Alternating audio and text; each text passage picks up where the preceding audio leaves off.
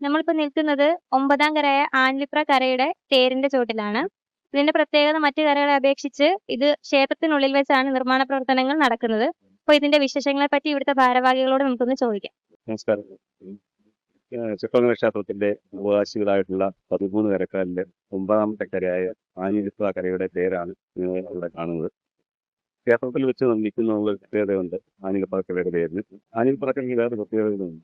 അതായത് നമ്മുടെ ചുവങ്ങര പകുതി മാതയുടെ ഗ്രാമദേവതയായ ചുവങ്ങര പകുതി കരുത്തുഴ കടത്ത് കടന്ന് ഇന്നത്തെ ആദ്യമായി വിശ്രമിച്ച സ്ഥലം എന്ന് പറയുന്നത് ആഞ്ഞിലിപ്ര കരയിലേക്ക് ഇന്നത്തെ പുതുശ്ശേരി അമ്പലം അവിടെ വെച്ച് അമ്മ വിശ്രമിക്കുകയും ഭക്ഷണം കഴിക്കുകയും വസ്ത്രം മാറ്റി ഇടുക്കുകയും അന്തി ഉറങ്ങുകയും ചെയ്യും.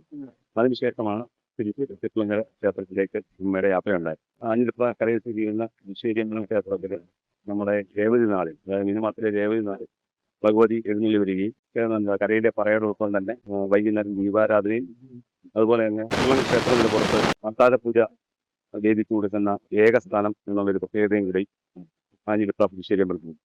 അങ്ങനെ പുതുശ്ശേരി അമ്പലം സ്ഥിതി ചെയ്യുന്ന കര കൂടിയാണ് ആഞ്ഞിലിപ്ര കര. അതുപോലെ തന്നെ നമ്മുടെ ഈ ക്ഷേത്രത്തിലെ ചുറ്റുളങ്ങര ക്ഷേത്രത്തിലെ പുറപ്പെടാൻ മേൽശാന്തി എന്ന് വെച്ചാൽ ഈ പുറപ്പെടാൻ മേൽശാന്തി ആണ് അവിടെ വന്നിട്ട് പുതുശ്ശേരി എന്ന ക്ഷേത്രത്തിൽ ഈ ദീപാരാധനയും അത്താഴപൂജയും അടക്കമുള്ള കർമ്മങ്ങൾ ചെയ്യുന്നത് അവിടെയാണ്. ഈ അത്താഴപൂജ കണ്ടു തോന്നുന്നത് വലിയൊരു മഹത്വമായിട്ട് കരുതുന്നുണ്ട്. അതുപോലെ നമ്മുടെ ഈ ക്ഷേത്രത്തിൽ വെച്ച് വർഷങ്ങളായിട്ട് നമ്മൾ ഈ കെട്ടുകാഴ്ച കെട്ടുന്നു.